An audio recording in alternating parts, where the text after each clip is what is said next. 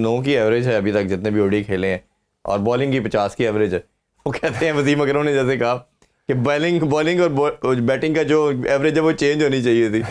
तो वो आपको लगता नहीं ये प्रेशर होगा बहुत ज़्यादा उनके ऊपर? देखिए पाकिस्तान आप जब खेल रहे हैं तो प्रेशर होता है। वो आपकी पहली गेम है, वो आपकी 350वीं गेम है, सही है, ठीक है। वो वसीम भाई से भी ज़्यादा बेहतर कौन बता सकता है, ठीक है। तो वो प्रेशर होता ही होता है। अब आप कितने मेंटली स्ट्रांग है उसको हैंडल करने के लिए, ये आपकी उस पर वेट पे और आपके उस विल पावर पे डिपेंड करता है कि आप कितने स्ट्रांग उसको हैंडल कर सकते हैं। तो आई बिलीव मैं फ़हीम के साथ भी खेला हूँ, मैं खुशदिल के साथ भी खेला हूँ, ज़ल्मी में, दोनों में वो है चीज़ कि वो एक मुश्किल सिचुएशन में आपको जितवा सकते हैं। आपने फ़हीम की परफॉर्मेंसेज देखी होंगी PSL में, मुश्किल सिचुएशंस में उसने कैसे मैच जितवाया, जो कि अनबिलीवेबल परफॉर्मेंसेज थी। मैं चाहूँगा कि वो वही परफॉर्मेंसेज दोनों रेप्लिकेट करे पाकिस्तान के लिए। बिल्कुल ऐसा ही है। अच्छा अगर हम मेरा मानना यह है कि जितना भी हम कोर देखते हैं ना, जो लड़कों ने हमें सक्सेस दिलवाई लास्ट 5-6 मंथ के अंदर, इरफान खान नियाज़ी एक बड़ी अच्छी कमोडिटी मिला हमें। जहाँ साइम अयूब की बात करते हैं एज ए ओपनर, ये बड़ा तगड़ा लड़का हमें नज़र आया। फील्डर बड़ा आउटस्टैंडिंग है और आपने ओबियसली इनके साथ खेला भी है। बैटिंग में भी वो जो हमें कहीं ना कहीं बेन स्टोक का रोल या हार्दिक पांड्या का रोल वो हमें नज़र आ रहा था कि चलें उस क्लास का, बॉलिंग तो नहीं करते बट फिनिशर के रोल की मैं बात कर रहा हूँ कि मैं लड़का ऐसा नज़र आ रहा था। रादर दैन के हमने जो इन्वेस्ट किया उनके ऊपर, अब वो डेफिनेटली वो भी सोच रहे होंगे मैंने अपनी कैरियर में क्या गलत कर दिया कि मैं बाहर हो गया। तो आपके ख्याल में उस लड़के के साथ गलत नहीं कर दिया गया?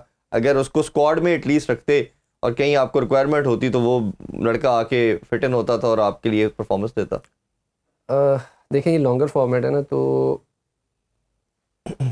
नियाज़ी आप देखेंगे उसने नीचे आके एक ऑन एंड ऑफ परफॉर्मेंसेज उसकी हो रही थी। अब वनडे में आपको वो प्लेयर चाहिए नीचे भी कि थोड़ा और, क्योंकि इसमें हिटिंग करने के लिए ज़्यादा लंबे ओवर चाहिए, ठीक है। उसमें आपकी सिर्फ छक्कों से बात नहीं चलती, आपको बाउंड्री भी और नीचे भी और भागना भी है। तो जो आप अपने बैट्समैन हम देखेंगे ना जो हमने रखे हैं, तो उसमें तैयब ताहिर है, कामरान गुलाम है, सऊद है, उसके अलावा बाबर, फ़खर और आगा है, ठीक है। तो ये वो प्लेयर हैं जो आपको नीचे भी आके इतने उसी तरह ही खेल के दे सकते हैं जैसे दरमियान में मिडल में खेल सकते हैं, ठीक है। नियाज़ी को आई थिंक के दिल नहीं हारना चाहिए, परफॉर्म किया है। अब देखें ये टीम पाकिस्तान की है, अब जो भी सोच के टीम बना रहा है वो यही सोच के बना रहा है कि हमें बेस्ट टीम चाहिए जो कि हमारी एक जो होम ग्राउंड पे चैंपियंस ट्रॉफी हो रही है उसमें हम कौन सबसे बेहतर परफॉर्म कर सकते हैं। तो मैं तो बैक करूंगा टीम को इस टाइम पे, क्योंकि नहीं हम सबको करना चाहिए। हाँ बिल्कुल। एक ये बहुत ऑब्वियसली टॉपिक ऑफ डिस्कशन रहता है और आर्गूमेंट इस पे ज़रूर की जाती है कि इस मैनेजमेंट ने ये एटलीस्ट कोशिश करना शुरू की कि डोमेस्टिक के लड़कों को वैल्यू करना शुरू किया, लड़कों को कंसिस्टेंट बेसिस पे चांस भी मिले। हमने देखा टेस्ट में भी मिले, ODI में भी मिले। बट ये जब बड़ा इवेंट आता है उसमें फिर वो पुराने चेहरे आ गए। और डिस्कशन ये है कि अगर आपने किसी प्लेयर को फॉलो करना है, लेके चलना है, तो आपके प्लान का पार्ट होना चाहिए था। इसी तरह बात की जा रही है कि फ़हीम अशरफ की सबसे ज़्यादा कि वो तो कई 2 साल से था ही नहीं, खुशदिल भी 2022 में खेला, 2-2.5 साल से नहीं खेला। इस उस्मान को आपने T20 में कैरी किया, आप अगर था तो ODI में भी एटलीस्ट साथ रखते। तो ये जो डोमेस्टिक का लड़का परफॉर्म कर रहा है उसको नहीं बड़े इवेंट में कंसिडर किया गया और इन लोगों को किया गया जो BPL पे ख़ासतौर पे परफॉर्मेंस आई, तीनों उधर ही खेल रहे थे।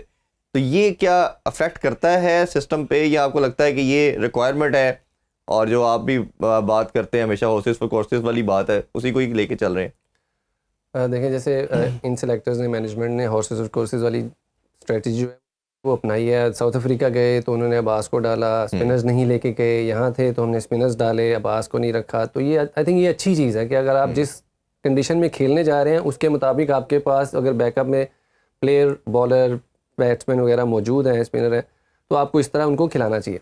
अब दूसरा ये है कि ये इवेंट बड़ा है, ठीक है। आप बड़े इवेंट में कभी भी स्ट्रेट अवे आप डेब्यूट नहीं करवाते प्लेयर्स का, ठीक है। आप सीरीज़ में करवाते हैं, जैसे कि हमने देखा कि सीरीज़ में जहादाद भी खेला, बाकी सारे जो सुफियान भी खेला, फैसल भी खेला, और भी डेब्यू हुए हैं। तो वो ये देखने के लिए था कि इनमें कितनी एबिलिटी, कैपेबिलिटी है इस लेवल पे खेलने की। तो आई थिंक वो हमें नज़र आई, वहाँ पे हम सीरीज़ भी जीते हैं। तो एज अ बैकअप अब उनको उनके ऊपर कितना फोकस किया जाता है ये आई थिंक अब मैनेजमेंट की रिस्पॉन्सिबिलिटी होगी कि उनके ऊपर एक प्रॉपर उनका प्लान हो कि उसको फॉलो किया जाए और उस स्टैंडर्ड पे रखने के लिए उनकी जो थोड़ी बहुत कमी बेशी हैं उनमें वो बेहतर करते रहें, और ताकि हमारे पास प्लेयर अवेलेबल हो। अब वापस इन प्लेयर्स को लाना देखें ये रेगुलर फर्स्ट क्लास तो खेल रहे हैं, डोमेस्टिक भी खेल रहे हैं, जी। ठीक है। उसकी परफॉर्मेंस पे वो लेके आए होंगे। अब मुझे इतना मैंने देखा नहीं कि फ़हीम का और खुशदिल का कितनी परफॉर्मेंस थी टीमों के लिए, बट आई बिलीव कि होगी कोई ना कोई जो कि हमें इनको डालना पड़ा और आपके पास और कोई ऑप्शन नहीं होगी इसके अलावा, ठीक है। तो ये डालना एक अच्छी चीज़ इसलिए है कि आपके पास दो, एक स्पिन बॉलिंग ऑलराउंडर आ गया, हाँ, एक डिपेंडिंग fast आ ऑन, और एक फास्ट बॉलिंग ऑलराउंडर आ, क्योंकि इतना करीब आके आप क्रिटिसाइज जितना करेंगे आप बिल्कुल ऐसे प्रेशर ही। डाल रहे हैं और आप परफॉर्मेंस होल्ड करने की कोशिश कर रहे हैं, ठीक है। अगर आप सच्चे फैन हो तो आपको चाहिए कि आप पूरी तरह टीम को बैक करें, बाद में बेशक इतना मर्जी क्रिटिसाइज करें, हाँ, रिजल्ट performance आने की के base बाद पे, खुदा न बिल्कुल। खास्ता नहीं आता तो फिर आप कर सकते हैं, बिल्कुल ऐसे ही। Exactly. अच्छा, एक पावर हिटिंग का कॉन्सेप्ट भी लाया गया और हम लग रहे हैं कहीं हम लास्ट 4-5 ईयर्स में T20 में जिस तरह पाकिस्तान ने लास्ट 2 डेकेड में विक्ट्रीज हासिल की, परफॉर्मेंस दी, बट एकदम उसमें भी डिप आ गया 2 साल से। अब ये अब्दुल रज़ाक की एम्बर्ट के अंदर उनके अंडर ट्रेनिंग लड़के आ रहे हैं, 50 पावर हिटर हैं।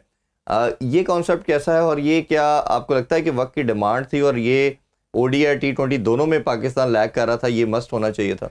देखें, एक शॉर्ट टर्म गोल के लिए तो ये ठीक है, क्योंकि आप शॉर्ट टर्म आपकी प्लानिंग जो है वो ये अच्छी है कि आपकी थिंकिंग ठीक है कि आपने प्लेयर्स को टाइम दिया। आई बिलीव कि ये कैंप जो है ये 2 से 3 महीने का होना चाहिए, जिसमें स्टार्ट में आपकी फ़िटनेस पे पूरा काम किया जाए, ताकि क्योंकि हर प्लेयर डिफरेंट उनकी ना फिटनेस होती है, तो आपको चाहिए कि एक ऐसी फिटनेस उनकी पहले स्ट्रेंथ बिल्ड की जाए, फिर उनमें पावर बिल्ड की जाए, फिर उनको कन्वेंशनल फंक्शनल ट्रेनिंग करवा के सीधा आप फिर रोटेशनल, जैसे आप, क्योंकि आपको बिल्कुल रोटेशनल पावर चाहिए फार हिटिंग के लिए, उस पे आप रज़ाक भाई से बेहतर तो कोई हिटर आपको मिलेगा नहीं ऐसा ही है। पाकिस्तान में, क्योंकि उन्होंने, मैं जो देख रहा था NCA में जिस तरह वो उनको ट्रेनिंग करवा रहे थे, तो ये बहुत अच्छा इकदाम है।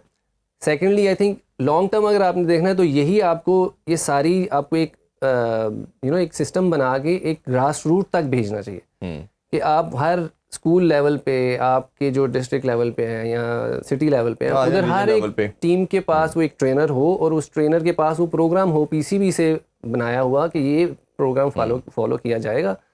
प्लेयर बैट्समैन के लिए ये होगा, बॉलर्स के लिए होगा, स्पिनर्स के लिए होगा, फील्डिंग के लिए ये है। बिल्कुल तो ठीक। वो फॉलो होगा। जब हमारा एक फिटनेस कल्चर बनेगा तो आपके पास पावर हिटर मौजूद मिलेंगे, आपको पीछे से ही आते रहेंगे। फिर आपको ये नहीं करना पड़ेगा कि आपको कैंप लगाएं और उनमें जान डालें और फिर उनको कहें कि छिके बाहर। अच्छा, ये भी कुछ हमें लिखे परफॉर्मेंस, उसमें हसन नवाज नजर आया, साद लड़का अच्छा नजर आया, यासर ने बड़ी सेंचुरी की, तो इनमें से अगर 2-3 लड़के आपको लगता है कि ये फ्यूचर में पाकिस्तान को रिप्रेजेंट करने के लिए तैयार है तो आप जरूर बताइए। देखिए, अभी मैं जितने भी थे आप जो पावर हिटिंग उसमें प्रोग्राम में, सारे ही बहुत अच्छे हैं और हर तरफ, अब रज़ाक भी ने यही किया कि हर तरफ उनको हिटिंग करने का प्रैक्टिस भी करवा रहे थे। हसन नवाज बहुत अच्छा खेला है ये चैंपियंस T20 मैंने देखा है। इसके अलावा इस टाइम कोई खातिर ख्वाह, यासर ने बड़ा अच्छा, यासिर बहुत अच्छा खेला है माशाल्लाह। हाँ। वो एक मतलब बहुत मेहनती आदमी है, मतलब वो आप नज़र आता है कि वो कुछ करना चाहता है, कुछ पहुंचना चाहता है और एम भी रखा है उसने, अल्लाह उसको कामयाब करे। इसी तरह बाकी भी लड़के यही कोशिश कर रहे हैं। बड़ा अच्छा पावर हिटर है। बिल्कुल, समद को देखें, समद आपको चाहिए कि समद को लंबा अभी खिलाएं, ठीक है। अब देखें, उसकी हिटिंग है, उसके पास तो सारा कुछ है। हमारा मेन मसला होता है हम अंडर प्रेशर जब आके नहीं करते ना, वो मेन चीज़ है हमारी।